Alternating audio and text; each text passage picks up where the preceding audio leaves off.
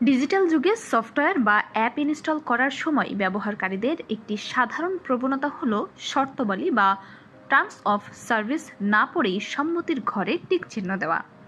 ব্যবহারকারীদের এই অভ্যাসের সত্যতা যাচাই করার জন্য ২০০৫ সালে একটি অভিনব পরীক্ষার আয়োজন করেছিল মার্কিন সফটওয়্যার কোম্পানি পিসিপিটিস্টপ।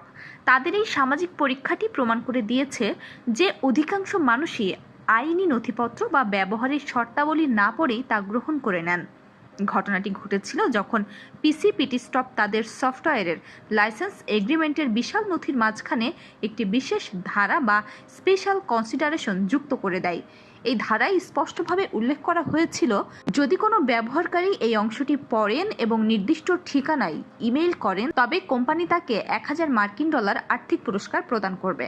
কোম্পানিটি দেখতে চেয়েছিল কতজন ব্যবহারকারী আসলে তাদের দীর্ঘ আইনি শর্তাবলী পড়ার ধৈর্য রাখেন। ফলাফল ছিল অত্যন্ত হতাশাজনক এবং বিস্ময়কর।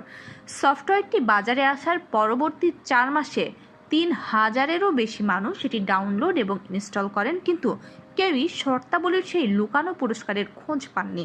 অবশেষে ৫ মাস অতিক্রান্ত হওয়ার পর ডগ হেকম্যান নামের এক সতর্ক ব্যবহারকারী সেই অংশটি আবিষ্কার করেন। তিনি তৎক্ষণাৎ কোম্পানির সাথে যোগাযোগ করেন এবং তাকে প্রতিশ্রুত $১,০০০ চেক প্রদান করা হয়।